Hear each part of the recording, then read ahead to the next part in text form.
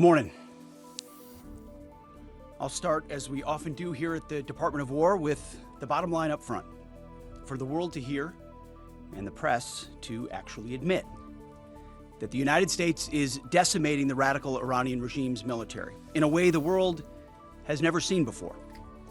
Never before has a modern, capable military, which Iran used to have, been so quickly destroyed and made combat ineffective, devastated. We said it would not be a fair fight, and it has not been. As I stated during our first press conference on day 2, that was 10 short days ago, the combination of the world's two most powerful air forces is unprecedented and unbeatable.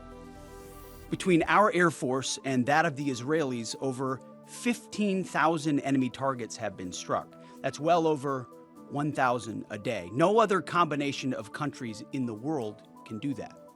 So today, as we speak, we fly over the top of Iran and Tehran. Fighters and bombers all day, picking targets as they choose.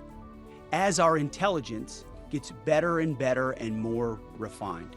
Looking up, the IRGC and Iranian regime sees only two things on the side of aircraft: the Stars and Stripes and the Star of David. The evil regime's worst nightmare. Iran has no air defenses. Iran has no air force. Iran has no navy. Their missiles, their missile launchers and drones being destroyed or shot out of the sky. Their missile volume is down 90%. Their one-way attack drones yesterday, down 95%. And as the world is seeing, they are exercising sheer desperation in the Straits of Hormuz. Something we're dealing with, we have been dealing with it, and don't need to worry about it. We're on plan to defeat, destroy, disable all of their meaningful military capabilities at a pace the world has never seen before. But it's not just that Iran doesn't have a functioning air force, or that their entire navy is at the bottom of the Persian Gulf, or their missile force is shrinking daily. Even more importantly, they also don't have the ability to build more. That's the most important component I'd like to emphasize today. Soon, and very soon, all of Iran's defense companies will be destroyed. For example, as of 2 days ago, Iran's entire ballistic missile production capacity, every company that builds every component of those missiles, has been functionally defeated, destroyed. Buildings, complexes, and factory lines all across Iran destroyed. So we're shooting down and destroying what missiles they still have in stock, but more importantly, ensuring that they have no ability to make more. Their production lines, their military plants, their defense innovation centers defeated. Iran's leadership is in no better shape. Desperate and hiding, they've gone underground, cowering. That's what rats do. We know the new so-called not-so-supreme leader is wounded and likely disfigured. He put out a statement yesterday, a weak one, actually, but there was no voice and there was no video. It was a written statement. He called for unity. Apparently killing tens of thousands of protesters is his kind of unity. Iran has plenty of cameras and plenty of voice recorders. Why a written statement? I think you know why. His father, dead.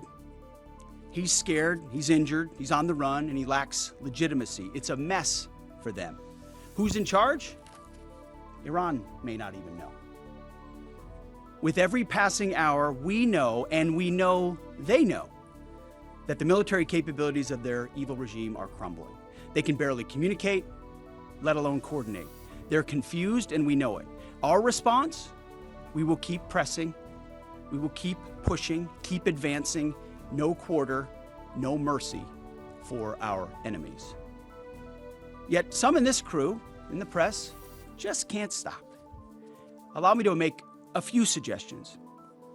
People look up at the TV and they see banners, they see headlines. I used to be in that business, and I know that everything is written intentionally. For example, a banner or a headline, Mideast war intensifies, splashing on the screen the last couple of days, alongside visuals of civilian or energy targets that Iran has hit, because that's what they do. What should the banner read instead? How about Iran increasingly desperate? Because they are. They know it, and so do you, if it can be admitted.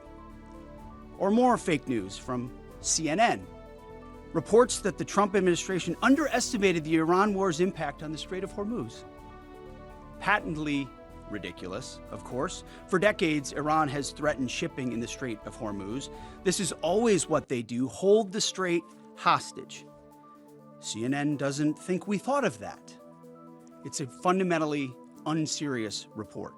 The sooner David Ellison takes over that network, the better. Another example of a fake headline that I saw yesterday: war widening. Here's a real headline for you for an actual patriotic press. How about Iran shrinking, going underground? You see, Iran's leaders are hiding in bunkers and moving into civilian areas. The only thing that is widening is our advantage. Not to mention our Gulf partners stepping up even more, now going on the offense, and have always been with us on the defense with collective and integrated air defenses. Our will, it is unshakable. Our options, maximized, and our capabilities still building. We're going up, they're going down. As I said from the start, President Trump holds the cards. He'll determine the pace, the tempo, and the timing of this conflict. His hand firmly on the wheel, as well as on the throttle setting.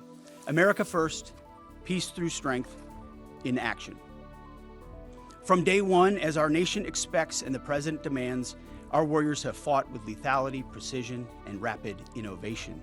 In fact, today will be, yet again, the highest volume of strikes that America has put over the skies of Iran and Tehran. The number of sorties and number of bomber pulses, the highest yet, ramping up and only up.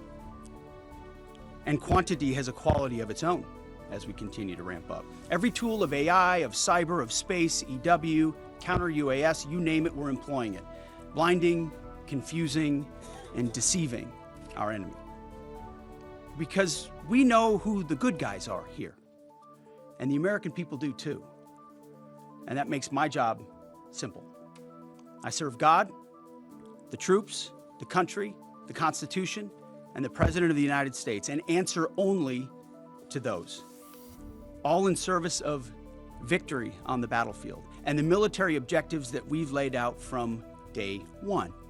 Defeat the missiles, missile launchers, and defense industrial base, which I laid out today. Defeat the Navy and deny Iran the ability to have a nuclear weapon. Clear, decisive, achievable. And Admiral Cooper knows, the CENTCOM commander who we spent a couple of hours with last night, that in pursuit of those objectives, we have his back in every way. His commanders know that, and so do the troops in harm's way. Admiral Cooper gets what he needs, the assets, the authorities, the munitions, you name it. We will stop at nothing to win. War is hell.